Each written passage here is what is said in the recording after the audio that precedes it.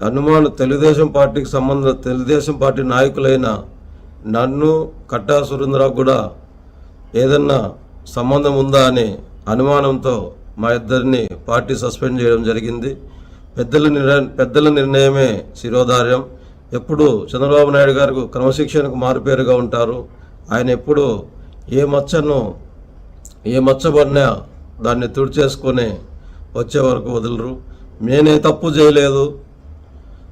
తప్పు చేయలేదు కాబట్టి నేను ఇంతే నిశ్చింతగా ఉన్నా. నిజాలు అతి తొందరలో మన ప్రభుత్వము ఏదైతే మన ఎక్సైజ్ డిపార్ట్మెంట్ ఉందో నిగ్గు తేలుస్తారు.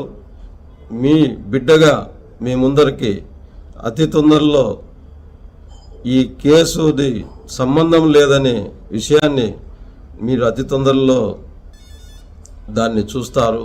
ఎవరు అధైర్యపడద్దు. ఇది మనం ఏ తప్పు చేయలేదు కాబట్టి మనం ఎవరికి భయపడాల్సిన అవసరం లేదు. మనకు ఆ భయం లేదు. ఎప్పటికీ నేను మీకు అండగానే ఉంటాను. ఎప్పటికీ నేను నియోజకవర్గంలోనే ఉంటాను. ఎప్పటికీ ఇప్పటి వరకు ఎట్లున్నాను ఇంకా ముందు కూడా ఇట్లనే ఉంటాను. కడిగిన ముత్యంలో బయట వచ్చి మళ్ళీ అధినాయకుల మన్ననలు పొంది నియోజకవర్గాన్ని అభివృద్ధి పథంలో నడిపిస్తానని చెప్పి మీ అందరికీ మాటిస్తున్నాను. రైట్. కలితం మధ్య ఎపిసోడ్లో ఆరోపణలు ఎదుర్కొంటూ ప్రస్తుతం పార్టీ నుంచి సస్పెన్షన్కి గురైనటువంటి జయచంద్రారెడ్డి చెప్తున్నటువంటిది, నేను కడిగిన ముత్యంలా వస్తానంటున్నాడు. మరి ఎలా ఆయన్ని కడుగుతారు, ఎలా ముత్యంలా బయటకు వస్తారు అనేది కాలమే నిర్ణయిస్తుంది. ఎందుకంటే ఇప్పట్లో తేలే వ్యవహారం కూడా కాదు ఇది. ఎందుకంటే ఈ విచారణ చాలా దూరం వెళ్తోంది. చాలామంది సంబంధించినటువంటి విషయాలు కూడా బయటకు వస్తున్నాయి కాబట్టి. సో ప్రభుత్వం చాలా సీరియస్గా ఉంది. జయచంద్రారెడ్డికి సంబంధించినటువంటి ఎపిసోడు, ఆయనతో గతంలో ఉన్నటువంటి సంబంధాలు, లింకులు, వీడియోలు, ఫోటోలు అన్నీ కూడా బయటకు తీసి పెడుతున్నటువంటి పరిస్థితులు కూడా మనం చూస్తున్నాం. సో ఎస్, అయితే ఈ ఎపిసోడు జరుగుతున్నటువంటి తరుణంలోనే ప్రస్తుతం ఈ కేసులో జయచంద్రారెడ్డికి నేను కడిగిన ముత్యంలా వస్తామని చెప్తున్నా వారి పిఏ కావచ్చు, డ్రైవర్ సంబంధించి ఇంకా చాలామంది వారికి సంబంధించినటువంటి వారిపైన కూడా ప్రస్తుతం కేసులు నమోదైనవి. నిన్న రాత్రి కూడా కొంతమందిని ఈ కేసులో చేర్చారు. సో ఇట్లాంటి పరిస్థితులు కూడా జరుగుతున్నాయి. ఈ నేపథ్యంలో వర్ల రామయ్య ఆయన ఒక కొన్ని కీలకమైన అంశాలు బయటపెట్టారు ఈరోజు. అవేంటంటే ఆఫ్రికా ఖండం వరకు కల్తీ వ్యవహారం వెళ్ళింది.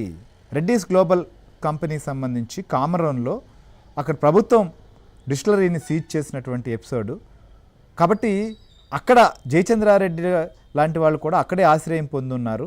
వారికి వీరికి సంబంధాలు ఉన్నటువంటి పరిస్థితులు కూడా ఉన్నాయి అనేటువంటిది ఆయన ఆరోపణ. అందుకోసమని ఈ యొక్క ఎపిసోడ్లో ఆంధ్ర పోలీస్ ఆఫ్రికా దాకా వెళ్ళి మరి మూలాలను తెలుసుకోబోతోంది.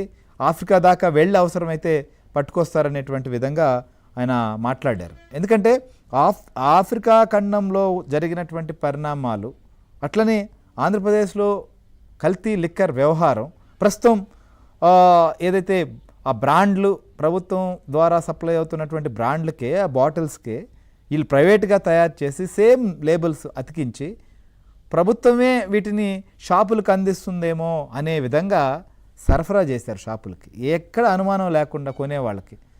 అది ఎట్లా బయటకు వచ్చింది? ఒక షాపు ఒక సేల్స్ ప్రతి నెల ఎంత ఉంటుంది అనేటువంటి లెక్క ప్రభుత్వం దగ్గర కూడా ఉంటుంది.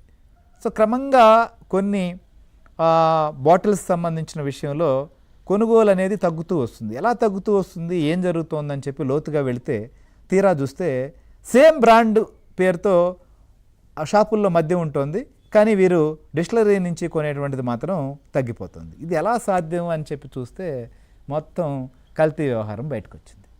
సో ఈ రకంగా చేశారు అంటే వీళ్ళందరికీ కూడా మద్యం సంబంధించినటువంటి వ్యాపారంలో లొసుగులు కానీ, లేకపోతే గతంలో ఇక్కడ కావచ్చు ఇతర